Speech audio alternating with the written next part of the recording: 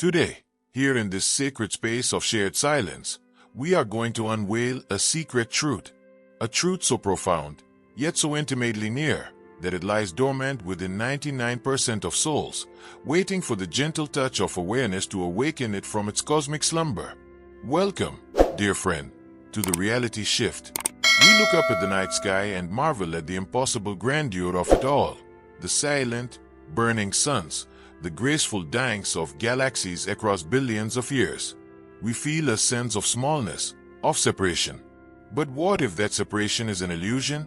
What if the same laws that govern the birth and death of stars, the same silent intelligence that hangs planets in the void, is not something outside of you, but is the very fabric of your own consciousness? What if the universe is not something you are in, but something you are? We are here today to speak of Siddhis. In the common tongue, they are called superpowers, levitation, bilocation, the ability to manifest objects from thin air. The mind, accustomed to the rigid laws of a three-dimensional world, dismisses these as fanciful myths, as magic tricks or clever deceptions. But the great masters, the yogis of the high Himalayas, tell us a different story. They tell us these are not superpowers, to be acquired for the inflation of the ego, but rather the natural, effortless expressions of a soul that has remembered its own divine nature. They are not violations of law, but fulfillments of a higher law, a law that remains hidden from the five senses. Paramhansa Yogananda, in his Divine Chronicle, autobiography of a yogi, did not present these as fables, but as scientific demonstrations of the forgotten potential lying within every human being. This journey we embark on now is not about learning to perform miracles. It is about becoming one. It is about understanding that the very force that animates your body, the subtle current in your breath, is the key that unlocks the kingdom of the infinite. The most profound, most miraculous power you possess is the one you use every second, unconsciously, without gratitude. It is the power of breath. Yogananda revealed this sacred science when he wrote, "The breath is the cord that ties the soul to the body." Think on this. Not a biological process, but a celestial cord, a tether between the form and the formless, the mortal and the immortal.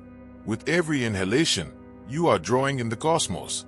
With every exhalation, you are releasing your finite self back into the ocean of spirit. This cord, when mastered, allows the yogi to command the very life force, the prana, that weaves the tapestry of reality. The modern world tells you that your potential is limited by your genetics, your environment, your education. It hands you a map of a very small world and tells you not to venture beyond its borders. But the ancient science of the rishis hands you a key. It tells you that the universe is not outside of you, but within you. The power to heal, the power to know, the power to transcend the chains of cause and effect. This is your birthright. The Siddhis are not the goal. They are merely the flowers that bloom spontaneously along the path as you walk back home to God. They are the fragrant reminders that you are drawing ever closer to the source of all power, all love, all reality. So I invite you to stay with me until the very end of this journey today. Put aside what you think you know. Quiet the restless mind. We will not merely talk about these powers. We will explore the consciousness from which they arise. We will travel from the spectacular accounts of great masters to the subtle, inner alchemy that makes such states of being possible. By the time our journey concludes, the word miracle will hold a new meaning for you. It will no longer be an external event that defies explanation, but an internal state of being that you can begin to cultivate, right here, right now. This is the promise of the ancient science. This is the promise of your own soul. So a longing stirs within the heart, a desire to touch the miraculous, to wield the power of the unseen. This is a human stirring, a natural curiosity born from the soul's faint memory of its own omnipotence. But here, at the very threshold of awakening, lies the most subtle and powerful trap of the cosmic dream, of Maya. The ego, the little I that feels separate, small, and afraid, hears tales of these divine powers and immediately seeks to possess them. It thinks, if I could heal, I would never fear sickness. If I could manifest, I would never know lack. If I could transcend space, I would never be bound. The ego seeks the Siddhis not for the glory of God, but for the security of the self. It wishes to become a king in the land of shadows, decorated with jewels of borrowed light. This is the great misunderstanding. The path to divine power is not a path of addition, but one of subtraction. It is not about gaining powers, but about shading the delusions that block their natural flow. Your soul, in its essence, is already a master of all universes, but its light is veiled by the thick clouds of human desire, by the incessant chatter of the undisciplined mind, and by the cold grip of fear. Imagine a flawless diamond, buried deep under layers of mud and stone. The work is not to create the diamond's fire, for its brilliance is inherent. The work is simply to clear away the debris. The ego's frantic desire for power is just another layer of mud, a gilded one perhaps, but mud all the same. It is the noise of the marketplace that drowns out the celestial music playing eternally in the temple of your own spine. In the spiritual heart of Bengal, this is understood not through force, but through love. The path is one of sublime surrender, of Sharakti. The devotee does not demand power from the Divine Mother. The devotee becomes a child, laying his head in her lap, content in her presence alone. The heart that is filled with the clamor for power has no room for God. The hands that are grasping for miracles cannot be opened to receive grace. The great saints who demonstrated these incredible powers, like Yogananda's own master, Sri Ishwar, or the deathless Babaji, were beings of profound humility. The powers flowed through them because they had become hollow reeds, empty of self, allowing the breath of God to play any melody it wished. The miracle was a consequence of their love, never its goal. This is why Paramhansa Yogananda emphasized the scientific method of inner communion, for it is in the silent laboratory of the self that the divine equilibrium is found. He states it with luminous clarity. Practice of meditation, therefore, enables man to regain the divine equilibrium which he has lost. He then becomes master of his body and his mind, and, as a result, of the entire phenomenal world. Notice the sequence he reveals. First comes the practice, the patient inner work. From that practice comes equilibrium, a state of perfect, unshakable balance. From that balance comes mastery over the self. And only then, as a natural afterthought, as a shadow cast by the light of self-realization, comes mastery over the phenomenal world. To seek the final step without taking the first is to try and build a roof without walls or a foundation. It is an exercise in futility, born of spiritual impatience. True awakening is the realization that you lack nothing. The peace you seek through power is already the nature of your soul. The security you crave is the essence of your immortal being. When this inner fullness is tasted, even for a moment in deep meditation, the frantic thirst for external powers vanishes. And in that pristine silence, in that divine contentment, the universe bows, offering its secrets not to a master who demands them, but to a lover who has forgotten to ask for anything at all. This, then, is the awakening. It is the shift from, I want to have power, to, I am an expression of power. It is the shift from seeing miracles as external events to experiencing your own consciousness as the root of all miracles. We must first drain the poison of egoic desire before we can drink the nectar of immortal life. We must become so quiet that we can hear the hum of the cosmic motor. We must become so still that we can feel the pulse of God in our own hearts. Only then do we unlock not a set of skills, but a state of being from which all possibilities flow effortlessly, naturally, and in perfect harmony with the divine will. To understand the nature of these divine powers, we must learn to read a different kind of book, the book of spirit, which is written not in words, but in symbols. Consider the ocean, boundless and eternal, and consider the wave, rising from its surface, a thing of beauty, power, and individual form. The wave exists for a moment, with its own life, its own story, its own destiny to crash upon the shore. And in its brief existence, the wave may believe it is separate from the vast expanse of water beneath it. It may compare itself to other waves, bigger, smaller, faster, slower. It may fear its own end, the moment it dissolves into foam upon the sand. This is the story of the human ego. This is our story, as long as we identify with the wave. But where does the wave's power truly come from?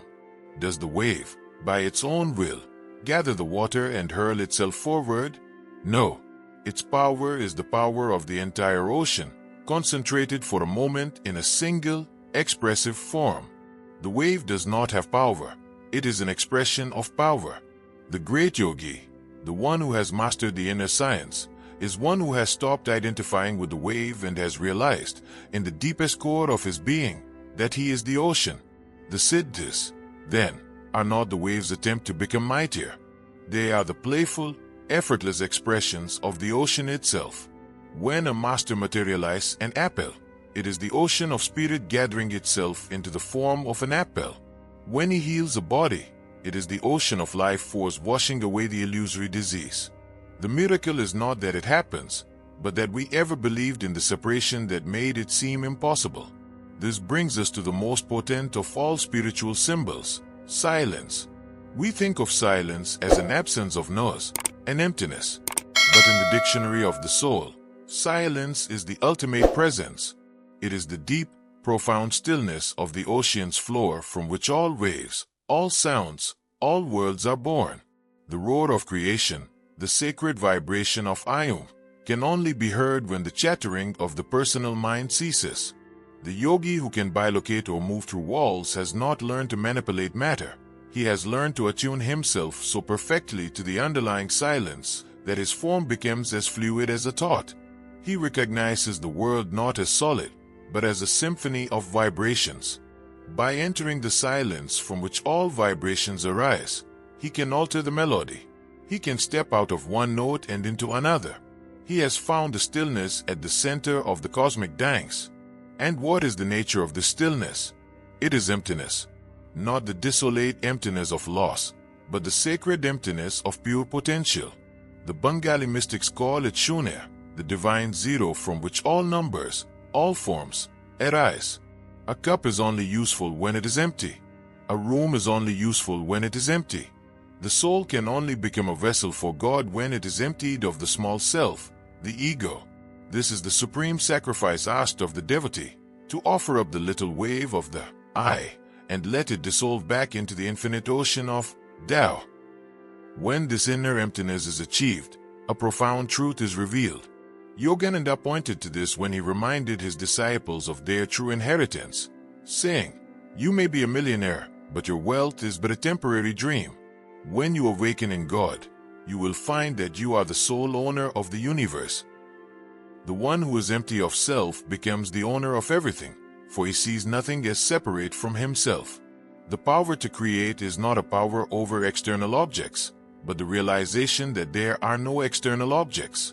All are but fleeting modifications of your own infinite consciousness. These are not just poetic allegories. They are scientific blueprints of the inner world.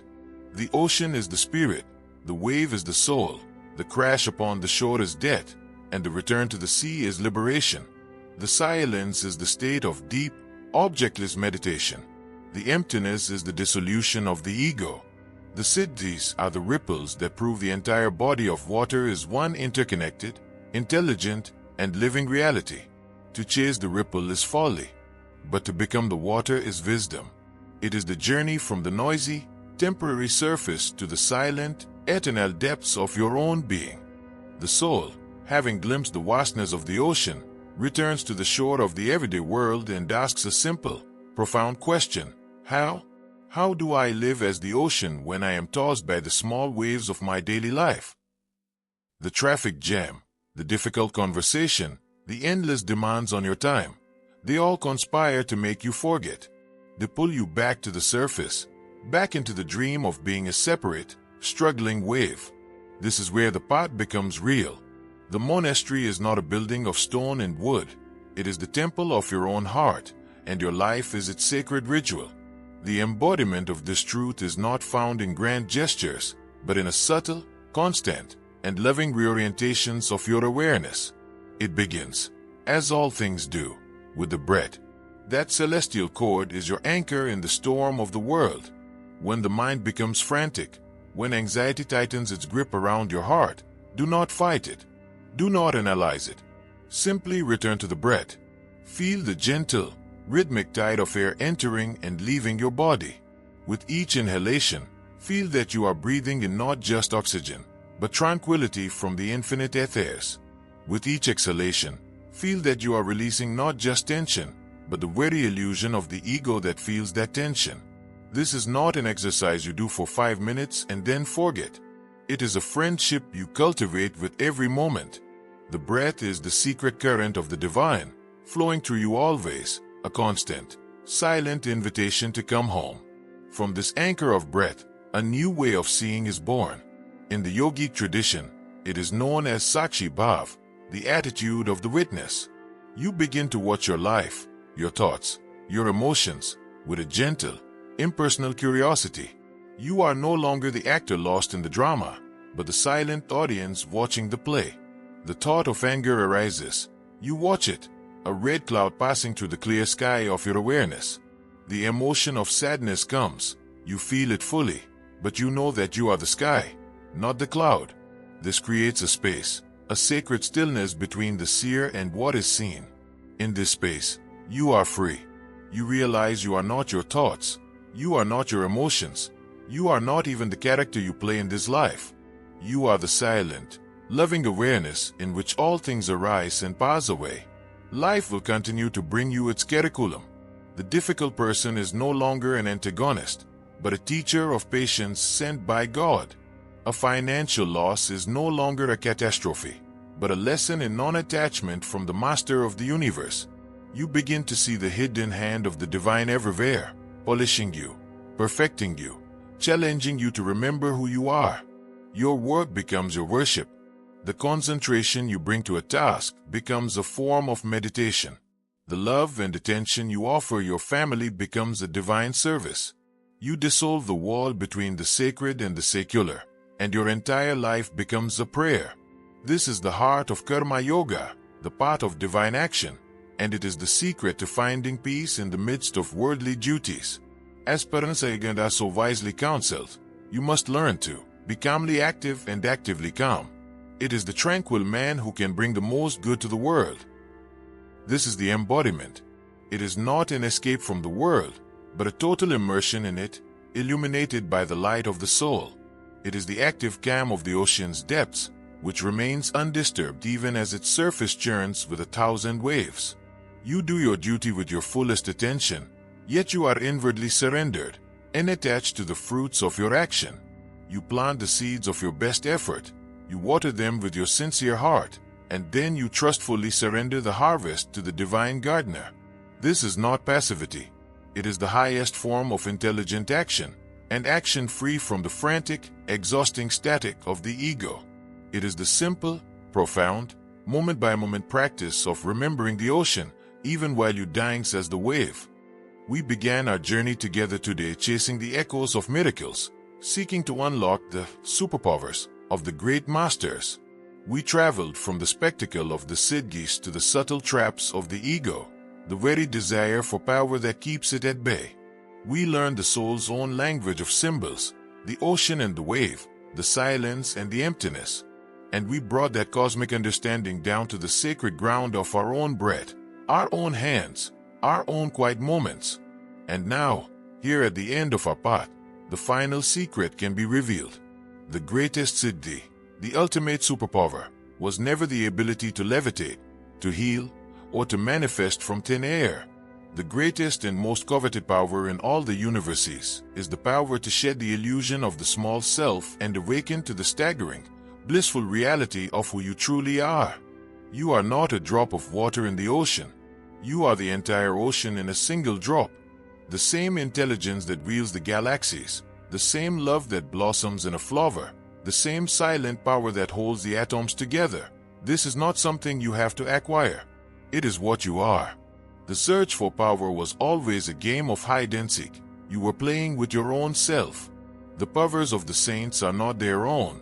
They are the powers of God, flowing unimpeded through a soul that has become completely transparent, completely surrendered.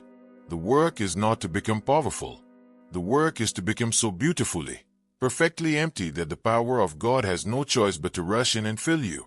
to use your hands for its work, your voice for its message, your heart for its love. Feel this now. In the stillness behind these words, feel the truth of your own being.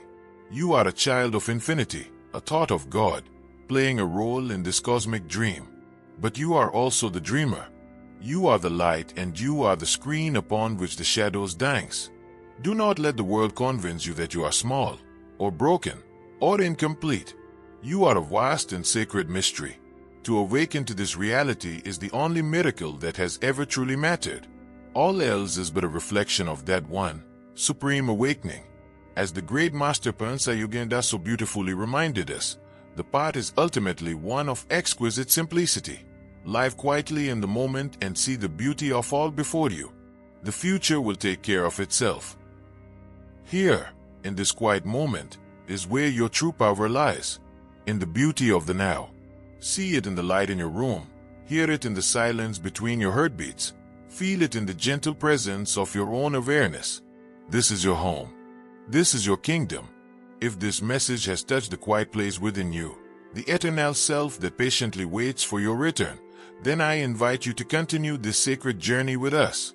This is not just a channel, it is a fellowship of souls dedicated to remembering the truth. Subscribe to the Reality Shift and join our family as we continue to explore the pathways to awakening together. Let this be more than just a video you watched. Let it be a seed planted in the fertile soil of your consciousness. After these words fade, remain in silence for just a moment. Close your eyes and feel the silent, loving, all-powerful universe that breathes within you. That is your true self. That is your eternal power.